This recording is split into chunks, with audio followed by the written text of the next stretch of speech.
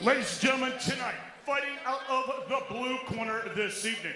He stands 5 feet 11 inches tall. He weighs in at 147.8 pounds. Please welcome Jacob Edmiston. His opponent tonight, fighting from across the cage out of the red corner this evening. He stands 5 feet 8 inches tall. He weighs in at 144.2 pounds. Please welcome Perll.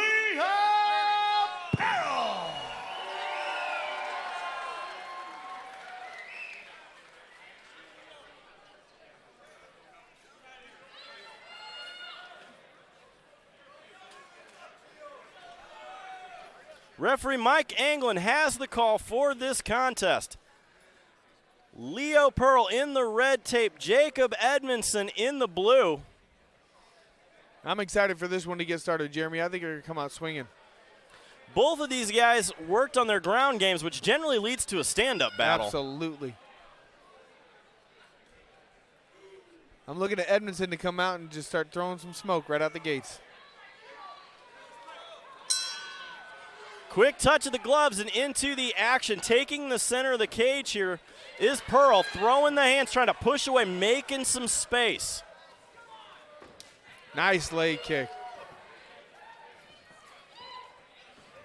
Tie up again, knee to Nice the body knee. there out of Edmiston. I'd like to see Edmiston try to get an overhook and turn him on that cage so his back's off the cage. Yeah, the bulldog choke doesn't do a whole lot there. When you wrap around the head, it's not the best position. You need to work the underhook, try to control here. No, we call that the Kevin Engel choke, or schoolyard choke, because he used to bully us. Look at it, work right there with a nice little throw. Big judo throw there out of Edmiston. You don't know what he did.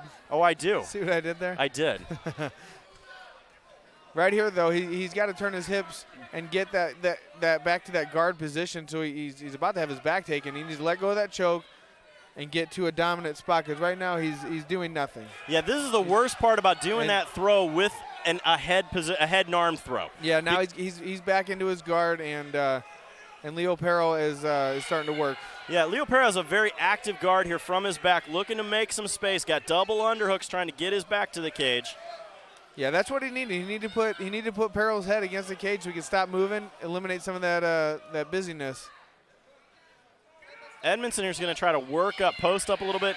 Nice bit of ground and pound there coming out of Edmiston. Yeah, I don't know how clean those are, but they're still getting through just a little bit, just enough. They are right in front of us here in the booth. Absolutely. We got the best seat in the house right now. Trying to work the high guard here from the bottom is Perll. He really, if he could open up his guard and shift those hips, he'd probably do a lot better to get away from this position. Yeah, I will say, though, Edmiston's very active, very heavy, moving forward, driving forward. So, I mean, he's got to do something. Right now, he's in a bad spot. He's about to get stacked, and that just takes away all mobility. Yep. Passes that guard, just throw those legs down, you start raining shots down. Yeah, Perll was looking for an arm bar there. Now he's just going to start eating some hammer fists. Yeah. Mike England warning about those kicks to the head. Now they're just in a kind of a weird spot. It's kind of a 50-50. Edmiston gave up that good that reversal there from Edmiston. Leo Perll looks exhausted. Well, he's been on the bottom eating a lot of shots here. Now, Perll in the top position here. Attempting a... Edmiston looking for a triangle at that point, but... Yeah, it was kind of a lazy triangle, just got mounted. Yeah, Perll steps over here into full mount, going to kind of slam. I've seen you do that technique quite a few times. Absolutely, absolutely. You just got to be a jerk sometimes.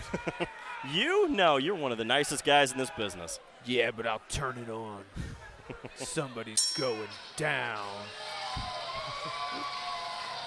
Good first round. I have to give it to Edmiston. I think he controlled 80% of that first round. So now, if you are in the corner here of Leo Perll on the red side, what advice are you giving him? As we see Kelvin Tiller here from Professional Fight League. Yeah, what he's got to do is he's active on the ground, but he can't just move. He's got to do something. He's got to improve his position. You know, post off of Edmiston's head, post off, try to get those hips out, try to just stand back up. Now, adversely here, if you're in the corner of Jacob Edmiston, as we see Nick Radke in his corner.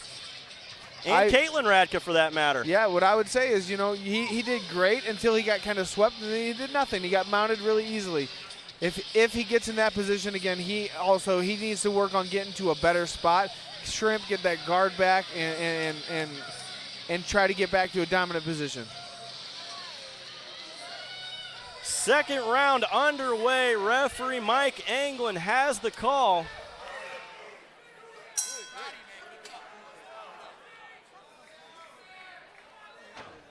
Start off with a head kick. Oh, followed by a big right hand. Yeah, looked like it kind of went behind the ear a little bit. Oh, nice side Straight kick. side kick. Nice Puts Perll side on the kick. ground. Follows up with heavy hands. Again, looking for that head and arm position. Edmiston needs to put his forehead under Perll's head, drive him against that cage. Now they've turned. Now see if you can see how Perll's using his forehead. Low Ooh. blow there from Leo Perll. Yeah, that was a clear accident. They were kind of exchanging and mixing it up pretty well. Mike England making sure there's no coaching going on. Jacob Edmiston will get 5 minutes to recover here from the low blow. If he does not recover, though, he loses the fight. Yeah, and that's a weird line to walk. I mean, they explained it to you in the back.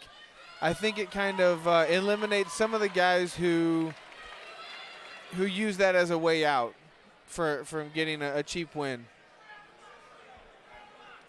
Let's take a look here at the instant replay. Again, looks for the Uchimata throw, does not happen. The next thing you know, steps around, boom, big knee there, right straight up the wickets and done. Yeah, he was going right for that, right around the belly button area, and it just missed badly. Yeah. And it's not fun. I don't really get hit there a whole lot, Jeremy. Well, you're lucky. Hips back, hips out. All right, let's start up Back again. into the action here. Leo Perll taking the center of the cage. Let's see how well Edmiston has recovered from that spinning back kick. I would like to see Leo Perll go back to that leg kick he landed in that first round. It was very, very clean. It was very, very solid. Couple straight punches in with the leg kick. Perll trying to get the back, looking to get that hook in. See, I think he's a little too anxious, a little too he's going for that hook a little too early. He's wanting to get the takedown here in that position, trying to get the back. Yeah, as he's trying to climb up him, it's kind of a weird rear naked arm triangle choke kind of. He's trying to finish here from the back. He is, and it's possible to finish it because the way he's squeezing, he's got Edmiston's shoulder is cutting off one side, and then his arm is cutting off the other side. So it is a choke, but it's just a bad position to try to get it. Edmiston here fighting the hands of Perll, who's trying to lock in that rear naked choke, pushing all that he can, but the 2-on-1 and pulling down halfway through the second round here. Yeah, he's got to fight those hands. He's got to get the hand free and then start working his way to spin around.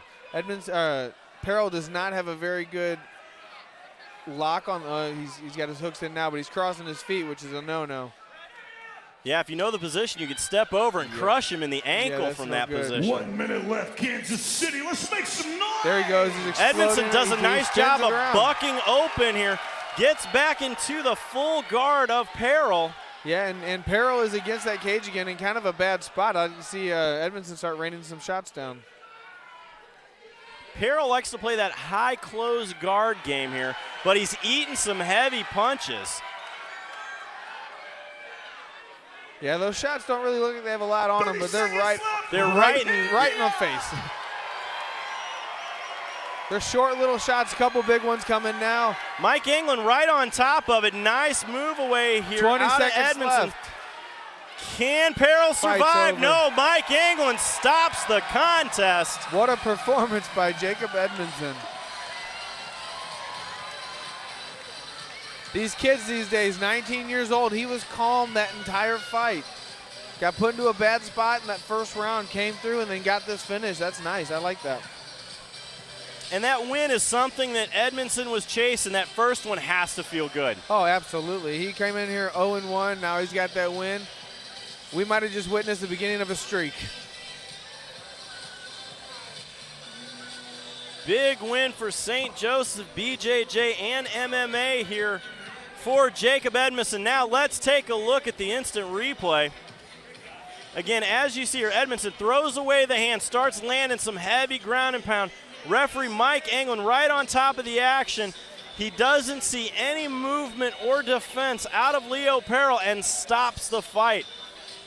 Let's send this one up to the cage to Stephen Bayer to make it official.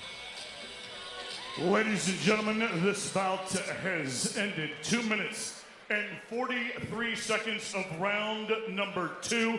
Your winner, due to strikes, TKO out of the blue corner, Jacob Edmiston.